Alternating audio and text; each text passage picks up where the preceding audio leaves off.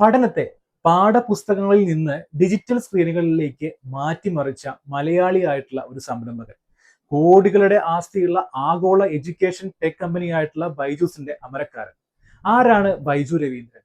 ഒരു ചെറിയ ഗ്രാമത്തിൽ നിന്ന് ലോകത്തെ വിസ്മയിപ്പിച്ച അദ്ദേഹത്തിന്റെ ജീവിതയാത്ര നമുക്കൊന്ന് പരിശോധിക്കാം. കണ്ണൂർ ജില്ലയിലെ അഴീക്കോട് എന്ന ചെറിയ ഗ്രാമത്തിലെ അധ്യാപകരായിട്ടുള്ള രവീന്ദ്രന്റെയും ശോഭനയുടെയും മകനാണ് ബൈജു രവീന്ദ്രൻ. പഠനത്തിൽ മിടുക്കനായിരുന്ന ബൈജു എഞ്ചിനീയറിംഗിൽ ബിരുദം നേടിയിട്ടുണ്ട്.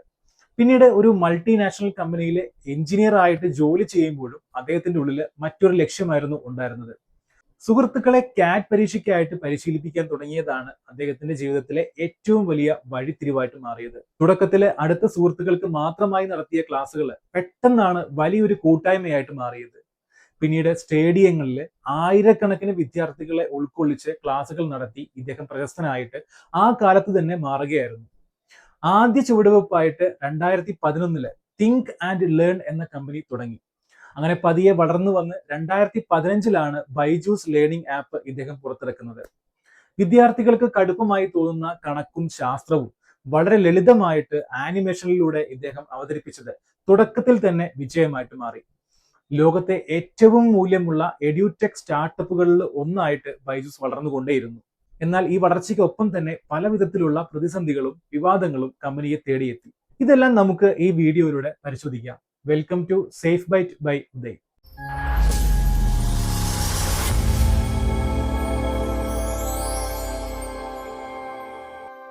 ആദ്യമായിട്ടാണ് ചാനൽ കാണുന്നതെങ്കിൽ ഇപ്പൊ തന്നെ സബ്സ്ക്രൈബ് ചെയ്യുക. നമുക്ക് വിഷയത്തിലേക്ക് വരാം. ബൈജൂസിനെതിരെയുള്ള ഏറ്റവും വലിയ ആരോപണം അതിന്റെ വിൽപ്പനാ തന്ത്രങ്ങളും ചൂഷണങ്ങളുമാണ്. ഇതിനെ പ്രധാനമായിട്ടും 3 രീതിയിൽ നമുക്ക് കാണാം. ഒന്ന്, വൈകാരികമായ സമ്മർദ്ദം. പല രക്ഷിതാക്കളുടെയും പരാതി എന്നാൽ കമ്പനിയുടെ സെയിൽസ് പ്രതിനിധികൾ അവരുടെ കുട്ടിയുടെ ഭാവിയെക്കുറിച്ച് പറഞ്ഞ് ഭയപ്പെടുത്തുന്നു എന്നതാണ്. ഇപ്പോൾ കോഴ്സ് വാങ്ങിയിട്ടില്ല എങ്കിൽ കുട്ടി പഠനത്തിൽ പിന്നോട്ട് പോകും. സമ്മർദ്ദം ചെലുത്തി സാമ്പത്തിക ശേഷി ഇല്ലാത്തവർ പോലും ലോൺ എടുത്തുകൊണ്ട് കോഴ്സുകൾ വാങ്ങാൻ ഇതുവഴി നിർബന്ധിതരായിപ്പോയി. 2, വായ്പാ കെണി. ഏറ്റവും ഗൗരവതരമായിട്ടുള്ള കാര്യം കോഴ്സുകൾ വാങ്ങാൻ പലപ്പോഴും രക്ഷിതാക്കളെ കൊണ്ട് വായ്പ എടുപ്പിക്കുന്നു എന്നതാണ്. തങ്ങളുടെ കുട്ടിയുടെ പഠനം മുടങ്ങുമെന്ന ഭയത്തിൽ പലരും ഇതിന് സമ്മതിക്കുന്നുമുണ്ട്.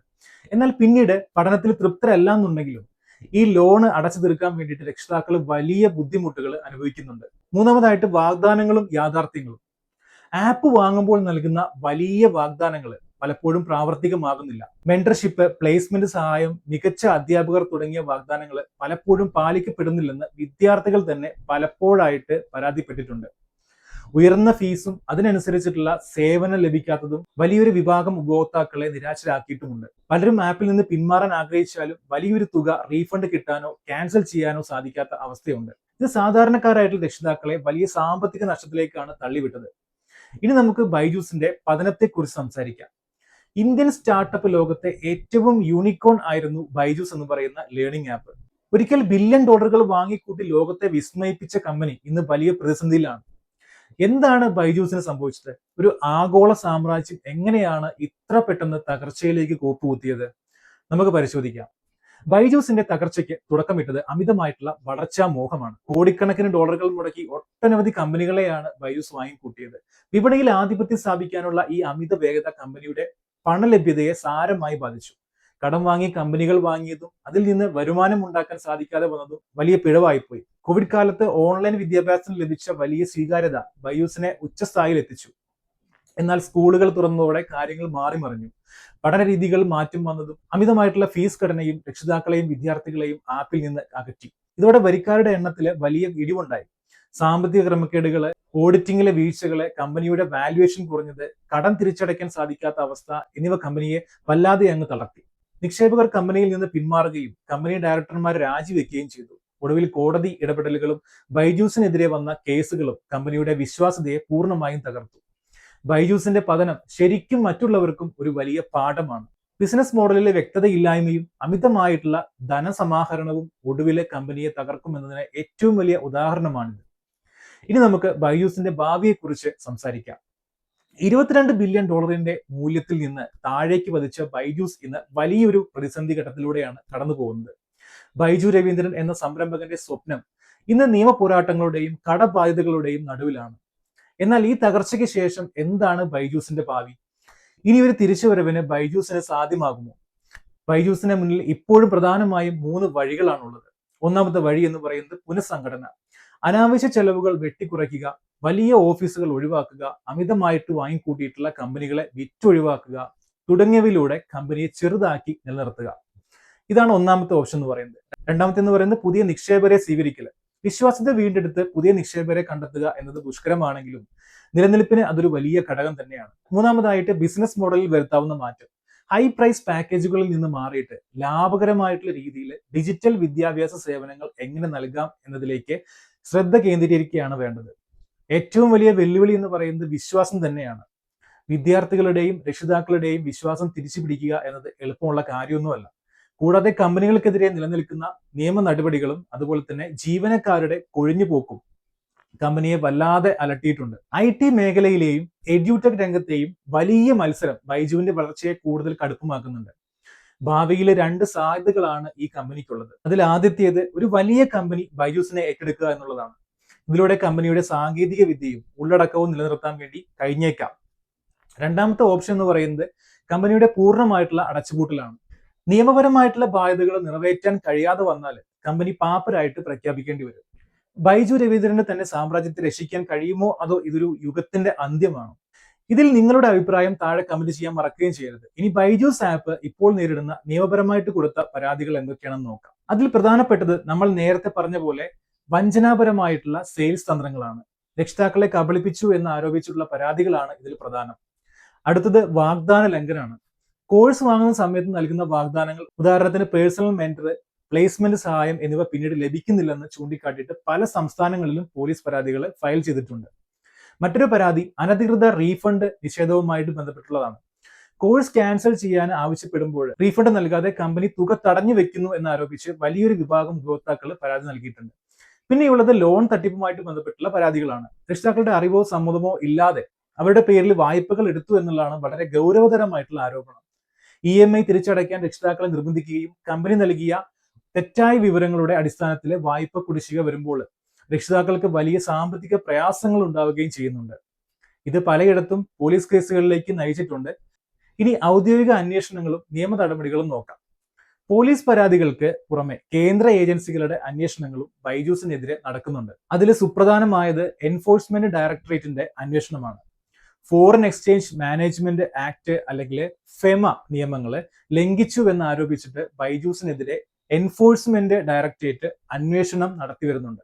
വിദേശ നിക്ഷേപം സ്വീകരിച്ചതിലും വിദേശ കമ്പനികളെ ഏറ്റെടുത്തതിലും ക്രമക്കേടുകൾ നടന്നോ എന്നാണ് ഇവർ അന്വേഷിക്കുന്നത്. ഇതുകൂടാതെ സാമ്പത്തിക ക്രമക്കേടുകളെ കുറിച്ചുള്ള അന്വേഷണം നിലവിലുണ്ട്. കമ്പനിയുടെ ഓഡിറ്റ് റിപ്പോർട്ടുകൾ സമർപ്പിക്കുന്നതിലൂടെ ഉണ്ടായിട്ടുള്ള കാലതാമസവും സാമ്പത്തിക കണക്കുകളിലെ സുതാര്യതയില്ലായ്മയും കാരണം പല സർക്കാർ ഏജൻസികളും ബൈജൂസിനെ നിരീക്ഷണത്തിൽ വെച്ചിരിക്കുകയാണ്. ഇനി വിവിധ കോടതി നടപടികൾ നമുക്കൊന്ന് നോക്കാം. ബൈജൂസിനെതിരെ പാപ്പരത്ത് നടപടികൾക്കായിട്ട് നിക്ഷേപകർ നൽകിയിട്ടുള്ള ഹർജികൾ നിലവിലുണ്ട്. കുടിശ്ശിക നൽകാനുണ്ടെന്ന് കാണിച്ചിട്ട് ബിസിനസ് പങ്കാളികൾ നൽകിയിട്ടുള്ള കേസുകളും ഇതിലുണ്ട്. ഇനി അവസാനമായിട്ട് നമ്മൾ ഇതേ പാറ്റേണിൽ പ്രവർത്തിക്കുന്ന മറ്റ് സ്ഥാപനങ്ങളെ കുറിച്ച് നോക്കേണ്ടതുണ്ട്. ബൈജൂസിന്റെ കഥ മാത്രം നമ്മൾ പറഞ്ഞാൽ പോരാ. ഇന്ത്യയിലെ പല പ്രമുഖ എഡ്യൂടെക് കമ്പനികൾക്കെതിരെയും സമാനമായിട്ടുള്ള പരാതികൾ വരുന്നിട്ടുണ്ട്. വിദ്യാർത്ഥികളെയും രക്ഷിതാക്കളെയും ആകർഷിക്കുന്നതിനായിട്ട് അവരുപയോഗിക്കുന്ന അഗ്രസീവ് ആയിട്ടുള്ള മാർക്കറ്റിംഗ് തന്ത്രങ്ങൾ പലപ്പോഴും വലിയ കെണിയായിട്ട് മാറുന്നുണ്ട്. ഇങ്ങനെയുള്ള ചില പ്രധാനപ്പെട്ട സ്ഥാപനങ്ങൾ നമുക്കൊന്ന് പരിശോധിക്കാം. ഒന്ന് അൺഅക്കാഡമി. ചില സമയങ്ങളിൽ ഇവരുടെ ബിസിനസ് മോഡലുകളെ കുറിച്ച് ഉപഭോക്താക്കൾ പരാതി ഉന്നയിക്കാറുണ്ട്. സെയിൽസ് ടീമുകൾ കോഴ്സുകൾ വിൽക്കാൻ അമിത സമ്മർദ്ദം ചെലുത്തുന്നുവെന്നും ഒരു തവണ പണം അടച്ചു കഴിഞ്ഞാൽ പിന്നീട് റീഫണ്ട് ലഭിക്കാൻ ബുദ്ധിമുട്ടാകുന്നു എന്നുള്ള പരാതികളാണ് സോഷ്യൽ മീഡിയയിലും കൺസ്യൂമർ ഫോറങ്ങളിലും വന്നിട്ടുള്ളത്. 2 ഫിസിക്സ് വാല എന്ന് പറയുന്ന ഒരു ആപ്ലിക്കേഷനാണ്. വളരെ കുറഞ്ഞ ചെലവിൽ പഠനം നൽകുന്നുവെന്ന പേരിൽ ശ്രദ്ധ നേടിയിരുന്നെങ്കിലും ഇവരുടെ ചില ഓഫ്ലൈൻ സെന്ററുകളിലും മറ്റും ക്ലാസുകളുടെ നിലവാരത്തെക്കുറിച്ചും പരസ്യങ്ങളിലുള്ള വാഗ്ദാനം ലഭിക്കുന്നില്ലെന്നുമുള്ള പരാതികൾ ഉയർന്നിട്ടുണ്ട്. മൂന്നാമത്തത് അപ്ഗ്രേഡ് എന്ന് പറയുന്ന ആപ്ലിക്കേഷനാണ്. ഉന്നത വിദ്യാഭ്യാസം കേന്ദ്രീകരിക്കുന്ന സ്ഥാപനമാണെങ്കിലും ഇവരുടെ പ്ലേസ്മെന്റ് വാഗ്ദാനങ്ങളെ കുറിച്ച് പലപ്പോഴും വിമർശനങ്ങൾ വരാറുണ്ട്. ഉയർന്ന ഫീസ് ഈടാക്കുമ്പോൾ ജോലി ഉറപ്പാക്കുമെന്ന വാഗ്ദാനം പലപ്പോഴും പാലിക്കപ്പെടുന്നില്ലെന്നാണ് വിദ്യാർത്ഥികൾ പറയുന്നത്. നാലാമത്തത് വേദാന്തു എന്ന് പറയുന്ന ഒരു ആപ്ലിക്കേഷനാണ്. ബൈജൂസിനെ പോലെ തന്നെ ഇവരും വലിയ തോതിൽ കോഴ്സുകൾ വിൽക്കാൻ സെയിൽസ് ഏജന്റുമാരെ ഉപയോഗിക്കുന്നുണ്ട്. കുട്ടിയുടെ പഠന നിലവാരത്തെക്കുറിച്ച് ഭയപ്പെടുത്തി രക്ഷിതാക്കളെ വായ്പകൾ എടുക്കാൻ വേണ്ടി പ്രേരിപ്പിക്കുന്നു എന്ന പരാതി ഇവരെ സംബന്ധിച്ചും വന്നിട്ടുണ്ട്. ഇനി എന്തുകൊണ്ടാണ് എല്ലാ കമ്പനികളും ഒരേ രീതിയിൽ ഇത്തരത്തിൽ പ്രവർത്തിക്കുന്നതെന്ന് നമുക്ക് നോക്കാം. ഒന്നാമതായിട്ട് അമിതമായിട്ടുള്ള നിക്ഷേപം. ഇവർക്കെല്ലാം വമ്പൻ നിക്ഷേപകരുണ്ട്. ആ നിക്ഷേപകർക്ക് ലാഭം തിരിച്ചു നൽകാൻ ഈ കമ്പനികൾ കടുത്ത സമ്മർദ്ദമുണ്ട്. അതിനാൽ അവർ ഉപയോക്താക്കളിൽ കൂടുതൽ ശ്രദ്ധിക്കുന്നത് വരുമാനത്തിൽ മാത്രമായി മാറുന്നുണ്ട്. രണ്ടാമത്തത് സെയിൽസ് ടാർഗറ്റുകൾ. ഈ കമ്പനിയിലെ സെയിൽസ് ഉദ്യോഗസ്ഥർക്ക് വലിയ ടാർഗറ്റ് ഉണ്ട്. അതുകൊണ്ടാണ് അവർ രക്ഷിതാക്കളെ നിരന്തരം ഫോൺ വിളിച്ചും സമ്മർദ്ദം ചെലുത്തിയും കോഴ്സുകൾ വിൽക്കാൻ വേണ്ടി ശ്രമിക്കുന്നത്. മൂന്നാമതായിട്ട് നിയന്ത്രണങ്ങളുടെ കുറവാണ്. എഡ്യൂക്കേഷൻ മേഖലയിൽ വിദ്യാഭ്യാസ മന്ത്രാലയത്തിന്റെയോ മറ്റ് റെഗുലേറ്ററി ബോർഡുകളുടെയോ കർശനമായ നിയന്ത്രണങ്ങൾ ഇല്ലാത്തത് ഇവർക്ക് തോന്നിയ രീതിയിൽ പ്രവർത്തിക്കാൻ വേണ്ടിയുള്ള അവസരം നൽകുന്നുണ്ട്. ഇന്ന് ഡിജിറ്റൽ വിദ്യാഭ്യാസത്തിന്റെ കാലമാണ്. എന്നാൽ ഇത്തരം കച്ചവട തന്ത്രങ്ങളിൽ വീഴാതിരിക്കാൻ വേണ്ടിയിട്ട് രക്ഷിതാക്കൾ പ്രത്യേകം ശ്രദ്ധിക്കേണ്ടതുണ്ട്. അതൊരു അത്യാവശ്യമായിട്ടുള്ള കാര്യമാണ്. അതുപോലെ ഒരു കോഴ്സ് തിരഞ്ഞെടുക്കുന്നതിന് മുമ്പ് തന്നെ അതിന്റെ റിവ്യൂകൾ വായിക്കാനോ അതല്ലെങ്കിൽ സൗജന്യ ട്രയൽ ക്ലാസ്സുകൾ മാത്രം കണ്ടിട്ട് തീരുമാനമെടുക്കാനോ ഉള്ള ഒരു അവസരം നിങ്ങൾക്കുണ്ട്. അത് ചെയ്യുക. അതുപോലെ വായ്പ എടുക്കുന്നതിന് മുൻപ് 2 വട്ടം ചിന്തിക്കുക. ഒരു ചെറിയ ക്ലാസ് റൂമിൽ നിന്ന് തുടങ്ങിയിട്ട് ലോകത്തെമ്പാടുമുള്ള വിദ്യാർത്ഥികളുടെ മൊബൈൽ സ്ക്രീനുകളിലേക്ക് വളർന്ന ബൈജൂസിന്റെ യാത്ര ഏതൊരു സ്റ്റാർട്ടപ്പിനും വലിയൊരു പാഠപുസ്തകമാണ്. വലിയ സ്വപ്നങ്ങൾ കാണാനും അത് സാക്ഷാത്കരിക്കാനും കാണിച്ച ആവേശം അതേ വേഗത്തിൽ തന്നെ സുതാര്യതയിലും ഉത്തരവാദിത്തത്തിലും കാണിക്കാൻ കഴിയണമായിരുന്നു. ഇന്ന് ബൈജൂസ് നേരിടുന്നത് വെറും സാമ്പത്തിക പ്രതിസന്ധി മാത്രമല്ല, പതിറ്റാണ്ടുകൾ കൊണ്ട് കെട്ടിപ്പടുത്ത വിശ്വാസം എന്ന വിഭവത്തിന്റെ കുറവ് കൂടിയാണ്. നിയമ നടപടികളും കടബാധ്യതകളും ഒരു വശത്ത് നിൽക്കുമ്പോൾ അതിജീവനത്തിന്റെ പാതയിൽ ബൈജു രവീന്ദ്രൻ എന്ന സംരംഭകൻ വിജയിക്കുമോ? അതോ ഇന്ത്യൻ സ്റ്റാർട്ടപ്പ് ചരിത്രത്തിലെ ഏറ്റവും വലിയൊരു പാഠമായിട്ട് ഈ സാമ്രാജ്യം ഒതുങ്ങുമോ? അത് വരും കാലങ്ങൾ തെളിയിക്കും. ഇവിടെ നമുക്ക് പഠിക്കാനുള്ളത് ഇത്രമാത്രം: വിദ്യാഭ്യാസത്തെ കച്ചവടമാക്കുമ്പോൾ സംഭവിക്കുന്ന വലിയൊരു സാമൂഹിക പ്രത്യാഘാതത്തിന്റെ നേർചിത്രമാണിത്. പുതിയൊരു സംരംഭം തുടങ്ങുമ്പോഴും അതല്ലെങ്കിൽ ഒരു സേവനം തിരഞ്ഞെടുക്കുമ്പോഴും ഈ ബൈജൂസ് പാഠം എല്ലാവർക്കും ഒരു ഓർമ്മപ്പെടുത്തലായിരിക്കട്ടെ. ഈ വീഡിയോയെ കുറിച്ചുള്ള നിങ്ങളുടെ അഭിപ്രായങ്ങൾ കമന്റ് ചെയ്യാൻ മറക്കരുത്. നിങ്ങൾക്ക് ഈ വീഡിയോ ഇഷ്ടമായെങ്കിൽ മറ്റുള്ളവർക്ക് കൂടെ ഒന്ന് ഷെയർ ചെയ്ത് കൊടുക്കുക. കൂടുതൽ അറിവുകൾക്കായിട്ട് ചാനൽ സബ്സ്ക്രൈബ് ചെയ്യാൻ നിങ്ങൾ മറക്കുകയും ചെയ്യരുത്. വീണ്ടും കാണാം. അതുവരെ ഗുഡ് ബൈ.